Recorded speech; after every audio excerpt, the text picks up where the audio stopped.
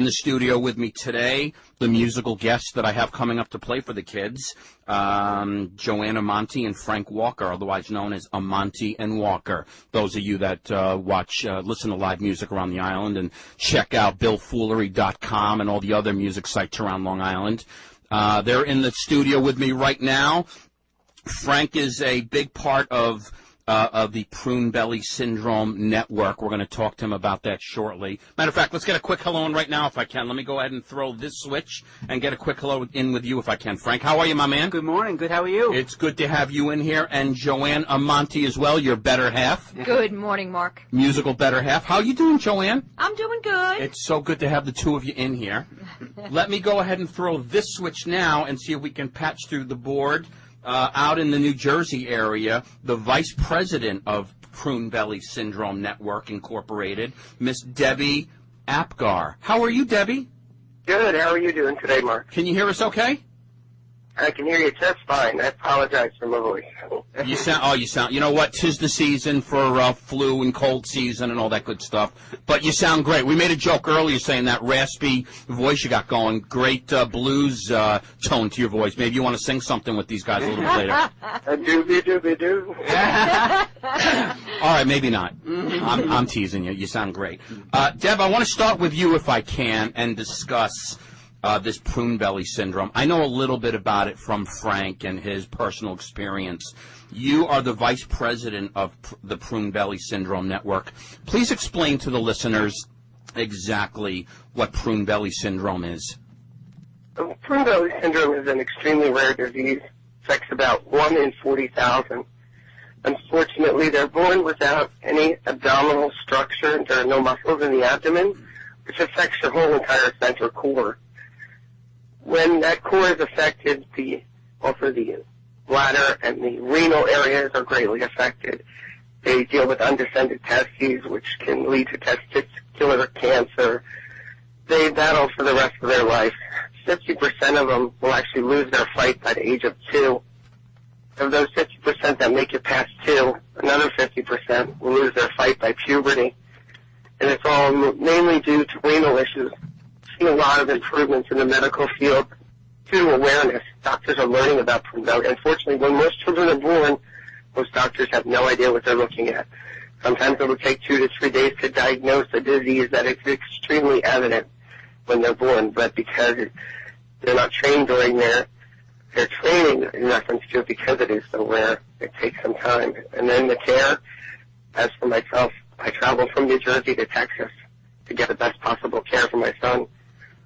I wanted to ask you your relationship to it, which I'm going to get into a second. Before I do, let me go ahead and ask you, if you can tell us, what are some of the warning signs to start to show that this is an issue and this is becoming a problem with newborns? It's actually diagnosed generally in utero. It's not specific. What happens is a lot of times they actually think that there's an ablighted twin because the abdomen is so distended. And they often think that it's a twin that hasn't survived. And when they're born, it's extremely obvious. I wish I could show you a picture. It would essentially be what an obese person would look like after having lost weight, with the entire belly just hanging. And that's right out of the gate as a newborn? Yes, right out of the gate as a newborn. How do they diagnose this? How do they test for this? You know, they test in utero, but they're often not specific that it is Prune Belly. Most parents, unfortunately, are being told to abort their child, which is one of the things that we're working towards having changed. The children are being told to abort them because the chance of life is minimal. We think that we lose so many children because of the high abortion rate with Prune Belly Syndrome. These kids grow up to be amazing, amazing people. They don't suffer from any neurological issues. Everything else about them in general, is normal. Some of them will wind up with clubfoot, or they may miss portions of a limb, and that's caused by the swelling of the abdomen in utero, and everything isn't able to grow. A lot of times hip dysplasia. But if I could line these people up for you from teeny tiny all the way up to past Frank. They're just beautiful people that completely function completely normally in life as long as they can get the proper medical care. And that's the problem. A lot of times it's insurance or the lack thereof, or just the lack of care because doctors are not educated on how to treat Prune Valley. They often do it like it's a dartboard. Let's try this, let's try that, rather than having a standard of care, and that's another project that we're working on. We've really grown within the network recently, and we have a couple of new doctors that have come on to our research team. So we're working on a quality of life study and the best standards of care to increase quality of life and extend life. This being such a rare genetic birth defect, if my understanding is correct, it affects approximately 1 in about 40,000 births worldwide. Correct. And of that 1 in 40,000, 97% of those are affected, happen to be male. Yes, that's correct. It is primarily a male disease. We do have females that are survivors. Their challenges are different than those of the male because the genitalia is different. But the renal issues become the greatest issues no matter what. The fact that we lose 50% of them by the age of 2 is a lot of it is happening in the early stages of life because of there's no standard of care and doctors not knowing what to do right off the bat. So that's why the numbers are still so dismal. Please share with us, if you would, why this is so near and dear to your heart and how you got so heavily involved in this network. Well, what happened was I'm actually a foster parent. I've had 32 children. Oh, God bless. In that time, I've adopted 4. Nicholas, who is our Prune Valley child, is the last child that we adopted. And what happened was I got a phone call, and they said, there was a little boy, and they're going to put him in an institution.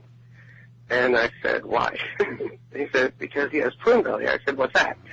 And my caseworker was very clear that she had no idea, and nor did I. So we made the decision that once we met him that there was just no way this adorable little boy was going to go into an institution. His mother had come here from Guatemala and came here specifically to give him up for adoption because in 2008 they had stopped the American adoption and she already had 2 children. And she's an angel to me because had she not come here, he certainly would have died down in Guatemala. And had our caseworker not been on call that day, it may have still also happened here in the United States, which it shouldn't. I see. Nicholas they told us he would never walk or talk, that he has a sacral dimple, and that chances for most things were minimal. Well, I can tell you that Nicholas walks and talks just fine. He just recently tested into school to be going into kindergarten next year, and he tested higher than I had ever seen any other kid test. He's going into kindergarten, so he's about age 4 right now? He's 4, and I think 5 years old in 2 months, and so he's just an absolute love. And we've done the Prune Valley Syndrome Network through a convention. We met Frank there, and we also met the doctor from Texas, which did my son's surgery, which had allowed him to walk and talk just fine. He had a muscle transposition. That was my next question. When you say surgery, can you explain exactly what kind of surgical procedure took place to help him through this? Yes, we did a muscle transposition. Frank actually was the first one to ever have it. Now, to tell you that my son was only number 6, almost 30-some-odd years later, is just part of that. It's insanity. My goodness. Yep, so they took the muscle from the center of his leg, and they have removed that, sewed the other muscles together, then took that muscle and have weaved it up through his abdomen, completed an abdominoplasty. He actually lost one of his kidneys. During that surgery, they found that it was completely non-functioning. So he's with one kidney, but one functioning kidney, which is working great so far. Which you can live with through a lifetime by itself. And we hope so. He does suffer. He has what they call chronic kidney disease, which is often what Prune Valley patients experience. Your son had the surgery from a newborn, as a toddler. At what age did he have that surgery? He had it at 19 months old. Okay. He was first eligible by the time he was 18 months old. And as I said, we had to go from New Jersey to Texas in order to get it accomplished. But it was well worth it. Unfortunately, that was one of our insurance issues, and that's one of the things we fight for our families is to make sure their insurance is taken care of. I did everything I was supposed to do, and we still wound up and only 80% of it was covered. What's left when you have a $750,000 surgery and all, that leaves a lot of money left over when you've got 20% coming to you, and it was all because of insurance error. I see. Well, I'm very happy that you were able to take a few minutes to help us create some awareness to Prune Belly. We're gonna continue it with Frank shortly. I want to ask you to share with us any websites people can follow to get additional information and make themselves more aware of what we talked about today.